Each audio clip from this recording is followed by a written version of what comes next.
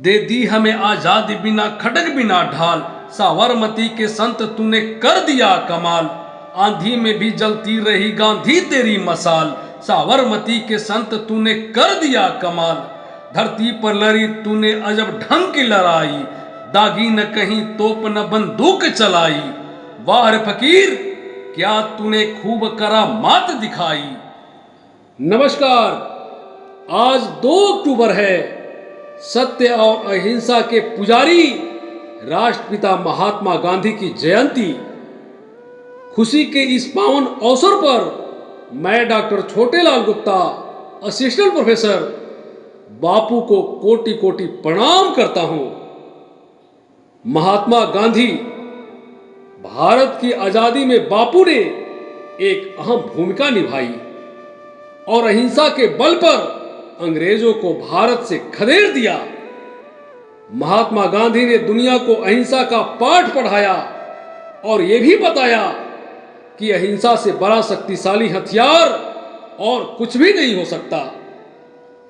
गांधी ने समाज, देश और व्यवस्था को लेकर बेहद साधारण दिखने वाले विचार पेश किए, लेकिन उन साधारण विचारों को अपनाने और जीने पर लोग असाधारण हो जाते हैं। आधे अधूरे कपड़े पहने इस आदमी से ब्रिटेन का गवर्नर जनरल कांपता था, डरता था। आइंस्टाइन ने एक बार कहा था कि आने वाली पीढ़ियों को यह यकीन ही नहीं होगा कि हाड़ मांस का एक टुकड़ा, एक ऐसा आदमी कभी इस धरती पर चला भी था। गांधी से केवल भारत के लोग ही नहीं बल्कि पूरी दुनिया के लोग प्रभावित हुए। मोहनदास करमचंद गांधी का जन्म गुजरात के पोरबंदर में 2 अक्टूबर सन 1869 को हुआ था। उनके पिता करमचंद गांधी सनातन हिंदू धर्म से ताल्लुक रखते थे और तत्कालीन ब्रिटिश राज में पोरबंदर के दीवान थे। माता पुतलीबाई धार्मिक महिला थीं और गांधी के जीवन पर उनका बहुत बड़ा प्रभाव था। सत्य, अहिंसा, शाकाहारी जीवन, आत्मशुद्धि के लिए उपवास, सहिष्णुता और धर्म का पालन उन्होंने अपनी मां से विरासत में सीखा। मई 1883 में उनका विवाह 14 साल की उम्र में कस्तूरबा माखन के साथ कर दिया गया। सितंबर 1888 में कानून की पढ़ाई करने के लिए इंग्लैंड चले गए। घर छोड़ते समय गांधी ने अपने मां को मांस, शराब और संकीर्ण विचारों को त्यागने का वचन दिया, जिसका उन्होंने आजीवन पालन किया। कानून की पढ़ाई पूरी करने के बाद गांधी भारत लौट आए और बंबई में वकालत शुरू कर दी, लेकिन प्रैक्टिस जम नहीं पाई। 1893 में वे दक्षिण अफ्रीका चले गए, जहां उन्होंने वहां के लोगों के साथ भेदभाव और अंग्रेजों के दमनकारी नीतियों ने उनके मन और मस्तिष्क को बहुत प्रभावित किया। एक बार स्वयं उन्हें भी इस रंगभेदी कुरीतियों का शिकार होना पड़ा। जून 1893 महात्मा गांधी किसी केस के सिलसिले में डरबन से विक्टोरिया जा रहे थे। एक फर्स्ट क्लास टिकट के साथ एक अंग्रेज अधिकारी उन्हें फर्स्ट क्लास में बैठा देख चौंक जाता है। वो इसका विरोध करता है, टिकट कलेक्टर को बुलाता है। टिकट कलेक्टर एक पुलिस वाले को बुलाता है और अगले स्टेशन पर गांधी को सामान सहित धक्के मारकर अंधेरे में प्लेटफार्म पर फेंक देता है। और यही घटना गांधी जी को अंदर तक हिलाकर रख देती है और वही गांधी प्रण लेते हैं कि इन नस्ल भेदी और रंग भेदी गोरों के साम्राज्यवाद को जब तक मटिया मेट नहीं करेंगे तब तक दम नहीं लेंगे। और ऐसा उन्होंने करके भी दिखाया। एक प्रश्न मैं आपसे पूछता हूं, कभी कभी अपने जीवन में हम सभी ने अपमान का घूंट पिया है, पर हम में से कितने हैं जिन्होंने ऐसे कड़वे तजुर्बे को बदलाव का हथियार बनाया और ऐसा इतिहास रच डाला जिसने देश और समाज को ऊंचाइयां दी।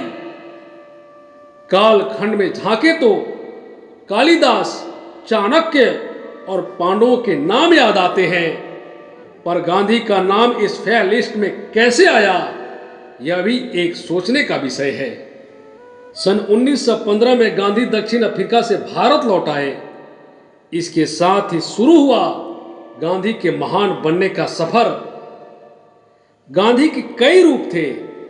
कभी वे कुशल राजनेता के तौर पर सामने आते हैं, तो कभी एक महान विचारक के तौर पर, कभी उनका समाज सेवी वाला रूप नजर आता है, तो कभी किसी आध्यात्मिक संत की तरह वे नजर आते हैं।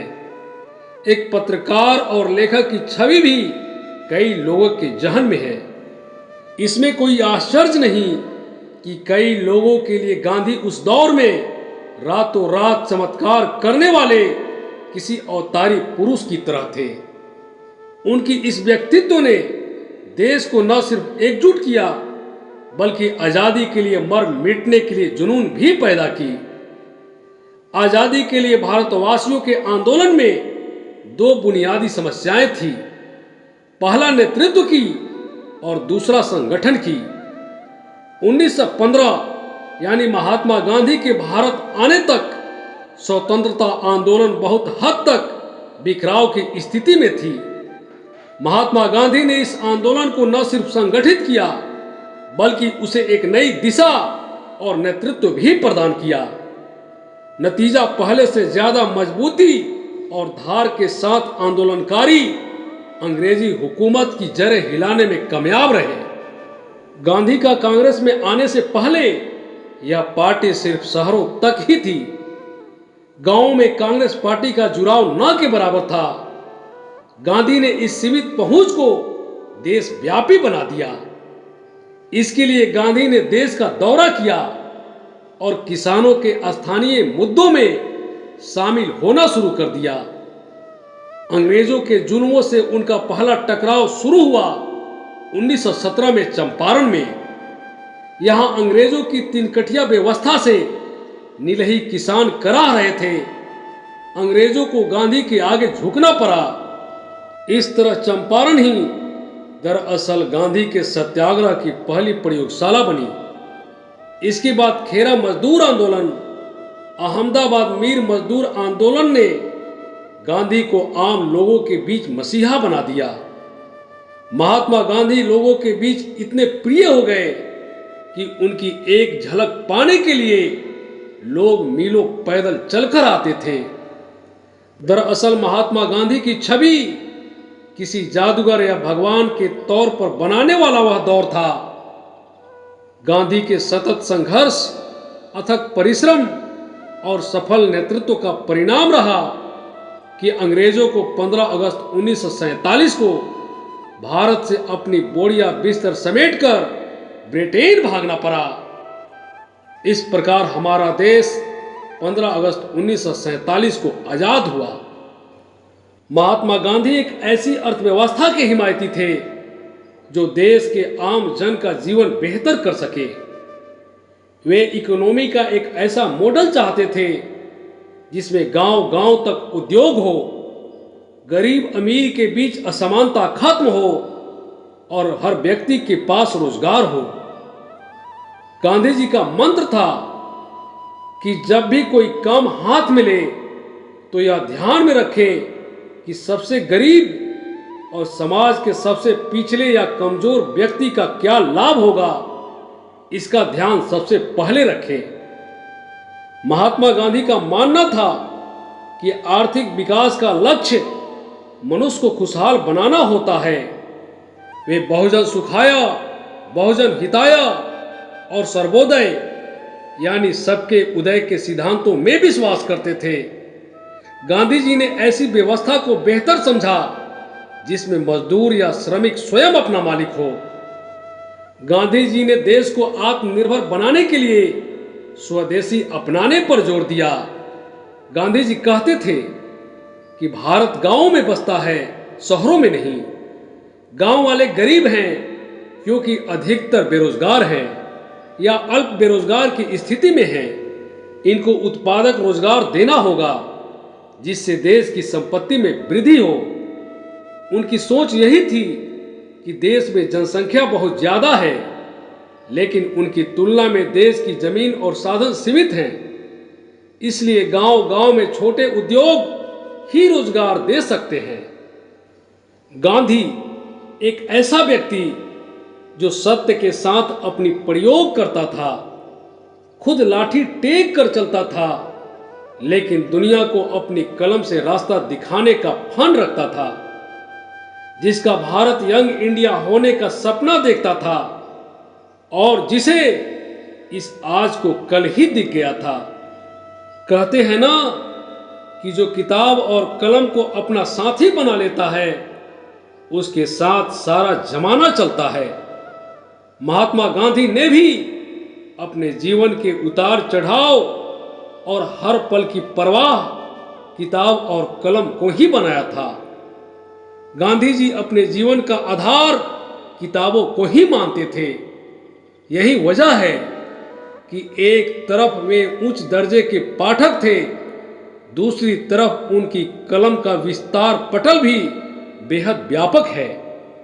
उन्होंने कई किताबें लिखी, जिनमें से हिंद स्वराज, दक्षिण अफ्रीका में मेरे सत्याग्रह, मेरे सपनों का भारत, ग्राम स्वराज आदि आदि।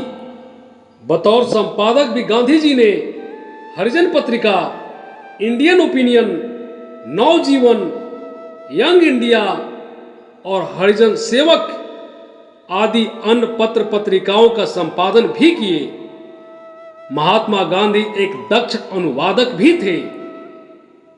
गांधी जी का मानना था कि कलम की निरंकुशता खतरनाक हो सकती है, पर इस पर व्यवस्था का अंकुश ज्यादा खतरनाक है। गांधी जी को सवाल करना और हर सवाल का जवाब देना अच्छा लगता था। शायद इसीलिए बहुत से लोगों के अनसुलझे सवालों और समस्याओं के जवाब महात्मा गांधी के जीवन संघर्षों में, उनके किताबों में और उनके विचारों में मिल जाते हैं।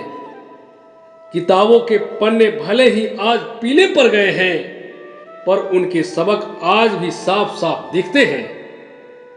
आपने धैर्य के साथ मुझे सुना, इसके लिए आपको धन्यवाद।